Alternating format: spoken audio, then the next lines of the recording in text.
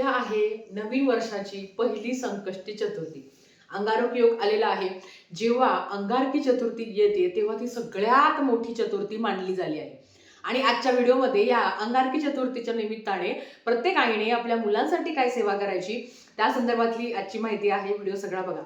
सगळ्यात आधी तर उद्या गणपती बाप्पांची प्रत्येकाच्या घरात आपण यथाशक्ती यथाभक्ती गणपती बाप्पाची पूजा करणार आहोत.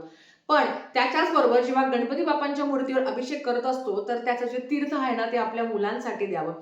खूप चांगलं असतं असं म्हणतात. आणि अर्थात आपण देवाचं तीर्थ प्राशन करतोच. गणपती बाप्पा हे विघ्नहर्ता आहे, ते बुद्धीचे देवता आहे आणि प्रत्येकाला वाटत असतं की आपल्या मुलांची अभ्यासात प्रगती व्हावी, त्यांचं सगळं चांगलं व्हावं. तर त्याच्यासाठी हा जो उपाय आहे किंवा सेवा आहे जी तुम्हाला उद्या करायची आहे. काय करायचं, आपल्याला 21 दुर्वा घ्यायचे आहे. 21 दुर्वा घ्यायची, त्याची बंच करायचा आणि तो आपल्या उजव्या हातामध्ये ठेवायचा. आणि जर तुमची मुलं असेल तर नक्कीच मुलांकडनं ही सेवा तुम्ही करून घ्या. पण अगदी काही मुलं लहान आहे, ते बोलू शकत नाही किंवा ते म्हणू शकत नाही, मग काय करायचं, त्यांच्या हातात दुर्वा द्या. जर समजा माझ्या मुलीच्या हातामध्ये मी दुर्वा देईल तर जो दुर्वाचा जो शेंडा आहे तो माझ्या बाजूला असेल आणि जो वरचा भाग आहे तो समोर असेल, किंवा मुलीच्या हातामध्ये देईल किंवा मी स्वतः घेईल आणि गणपती अथर्व शीर्षमचं मी पठण करेल. आता तिला तर नाही करता येणार, मग मी ते अगदी दिवसभरात तुम्ही कधी पण ही सेवा करू शकता. तर तुम्हाला 11 वेळा श्री गणपती अथर्व शीर्षमचं पठण करायचं आहे दुर्वा हातात घेऊन.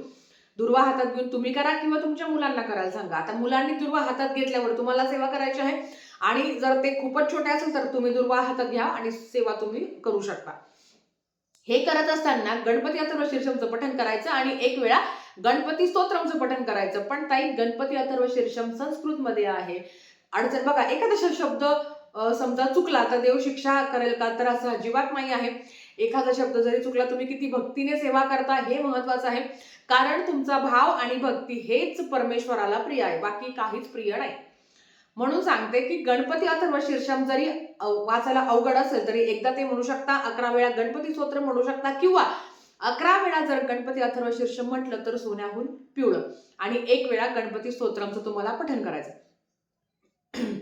हे पठण करून झाल्यावर जेव्हा आपण आपण गणपती बाप्पांना प्रार्थना करायची की गणपती बाप्पा माझ्या मुलाच्या अभ्यासात प्रगती होऊ दे, त्याचा बुद्धीचा विकास होऊ दे. कारण अर्थात गणपती बाप्पा हे विघ्नहर्ता आहे, ते बुद्धीचे देवता आहे.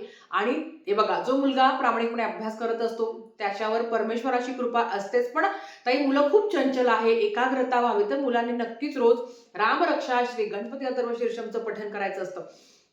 तर ती गणपती बाप्पांना प्रार्थना करायची आणि दुर्वा गणपती बाप्पांच्या चरणांवर अर्पण करायचं. आता गणपती बाप्पांच्या चरणांवर अर्पण करायचं म्हणजे जो काही मागचा भाग आहे, जो देठ आहे, तो गणपती बाप्पाकडे असायचा, ठेवायचा आहे. जो काही वरचा शेंडा आहे तो समोर करायचा. या पद्धतीने अर्पण करायचं आहे. जर मंदिरात जाऊन केलं तर अतिउत्तम, पण नाहीच शक्य होत तर तुम्ही घरातही ही सेवा करू शकता. हे करून झाल्यावर दुसऱ्या दिवशी म्हणजे बुधवारी ती काही जी दुर्वा आहे ती तुम्हाला निर्माल्यात टाकायची आहे. ही सेवा तुम्ही उद्या दिवसभरात कधीही करू शकता. आता हे करून झाल्यावर अगदी दर चतुर्थीला आपण एक सेवा करत असतो, त्याबद्दल पण माहिती सांगते. संध्याकाळी काय करायचं आहे, आपल्याला एक खोबऱ्याची वाटी घ्यायची आहे किंवा छोटासा तुकडा घेतला तरी चालेल. आता वाटी म्हटलं तर अर्थात नंतर ती निर्माल्यातच टाकायची असते, म्हणून तुम्ही छोटासा तुकडा घेतला गणपती बाप्पांच्या नावाने, जो आपण गुळ खोबऱ्याचा नैवेद्य दाखवतो बघा, छोटासा तुकडा घेतो त्या पद्धतीने छोटासा तुकडा घ्यायचा. त्याच्यावर कापूर जाळायचा, 2 कापूर. संध्याकाळी मग प्रदोष काळानंतर 5:30, 6, 7, 8, 9, 10, 11 अगदी तुम्हाला जेव्हा जमेल तेव्हा तुम्हाला ही सेवा करायची आहे. काय करायचं, जी काही खोबऱ्याची वाटी आहे त्याच्यावर 2 कापूर तुम्हाला ठेवायचे आहे आणि ओम श्री विघ्नहर्ताय नमः या मंत्राचा तुम्हाला मंत्र जप करायचा आहे. ओम श्री विघ्नहर्ताय नमः आपल्या आयुष्यामध्ये येणारं दुःख, संकट, त्रास तर ते हरण होऊन जाऊ दे. कारण आपण जो मंत्र म्हणणार आहे ओम श्री विघ्नहर्ताय नमः, हे गणपती बाप्पा माझ्या आयुष्यात जे काही दुःख आहे, त्रास आहे त्याचं हरण कर, अशीच तुम्हाला प्रार्थना करायची आहे आणि या मंत्राचा तुम्हाला मंत्र जप करायचा आहे नक्कीच. आणि सगळ्यात महत्वाचं, ती सेवा कोणी करावी तर कोणी पण करू शकतो. ज्यांना मासिक धर्म सूतक पेटळ आहे तर त्यांना सेवा करता नाही येणार. ही सेवा करून झाल्यावर ते खोबरं तुम्ही निर्माल्यात टाकून देऊ शकता. अगदी त्याच दिवशी टाका किंवा दुसऱ्या दिवशी टाकलं तरी चालेल. तर ही सेवा आहे जी तुम्हाला उद्या दिवसभरात कधी पण करायची आहे. बऱ्याच महिलांचा हाच प्रश्न असतो की अगं ताई, मुलं ऐकतच नाही ग.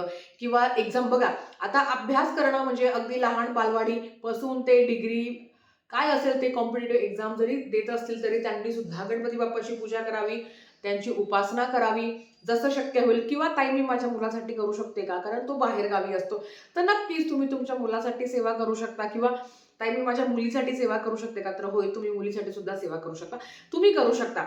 आपण आपल्या मुलासाठी प्रार्थना करू शकतो आणि नक्कीच त्यांनी केलं तर अतिशय उत्तम.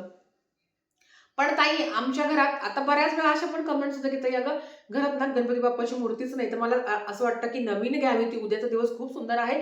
प्रत्येकाच्या घरात गणपती बाप्पाची मूर्ती असलीच पाहिजे. नाही आहे ठीक आहे, आता काही म्हणू शकत नाही, पण तुम्ही ती नक्कीच घ्यावी, त्याच्यावर अभिषेक करावा, त्या मूर्तीमध्ये प्राणप्रतिष्ठा करावी आणि नंतर ती तुमच्या देवपूजेमध्ये ठेवावी. कारण गणपती बाप्पा कुठल्याही कार्याची सुरुवात ही गणपती बाप्पाच्याच उपासनेने केली जाते.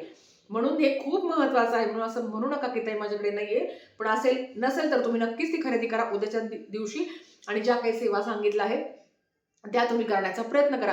कालच्या व्हिडिओमध्ये 120 दिवसांची सेवा मी तुम्हाला सांगितली आहे, ती सुद्धा खूप प्रभावी आहे. बऱ्याच महिलांची ती सेवा चालू आहे. काही महिलांची सेवा झाली आणि काही अडचणी आल्या, मग त्यांना नव्याने ती करायची आहे. तुमची इच्छा असेल तर नक्कीच ती सेवा करा. अडलेली कामं, अडकलेले पैसे, शारीरिक, आर्थिक, मानसिक, सांसारिक कष्ट असेल, कुठलं दुःख असेल, कर्जबाजारीपणा, संतान प्राप्ती असेल किंवा किती पण अडचणी असेल, ती सेवा खूप महत्वाची आहे आणि त्या सेवेचा असंख्य असे अनुभव आलेले आहे. प्रामाणिकपणे तुम्ही कष्ट करा, तुमचे कर्म चांगले असेल तर नक्कीच तुमची लवकरच तुमची इच्छा पूर्ण होते आणि आपल्यासाठी ज्या काही गोष्टी चांगल्या आहेत त्या तुम्हाला मिळतातच. तर नक्कीच ती सेवा तुम्हाला मी कालच्या व्हिडिओमध्ये शेअर केली आहे, ती तुम्ही बघा. आणि आज ज्या काही सेवा सांगितल्या आहे त्या जास्तीत जास्त करण्याचा प्रयत्न करा. मोदक नाही करणं शक्य झालं तर बऱ्याच ठिकाणी गुळ आणि खोबऱ्याचा नैवेद्य दाखवले, सॉरी गुळ आणि शेंगदाण्याचा नैवेद्य दाखवला जातो. जसं आपण गुळ किसायचा, त्याच्यामध्ये शेंगदाण्याचे लाडू ज्या पद्धतीने करतो त्या सुद्धा नैवेद्य दाखवला जातो आणि तो सुद्धा गणपती बाप्पाला प्रिय आहे बरं का. पण मोदक तर अतिशय प्रिय आहे. जसं शक्य होईल तसं करण्याचा प्रयत्न करा, कारण शेवटी संसारिक जबाबदाऱ्या आहे, अडचणी आहे, सगळ्यांना सांभाळून आपल्याला सगळं करायचं असतं. तर तुम्ही सेवा किती करताय हे महत्वाचं आहे. त्यांना आवडीच्या गोष्टी आपण त्यांना देत असतो आणि खरं तर ते आपणच खात असतो. मग ते मोदक असेल किंवा एखादं फुल असेल, पण आपली इच्छा असते की गणपती बाप्पांना जे आवडतं ते त्यांनी द्यावं.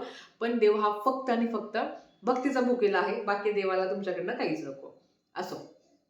तर चला, आजच्यासाठी फक्त इतकंच. झालेली सेवा महाराजांच्या चरणी मी रुजू करते, गणपती बाप्पांच्या चरणी मी रुजू करते आणि आजचा व्हिडिओ इथेच थांबवते.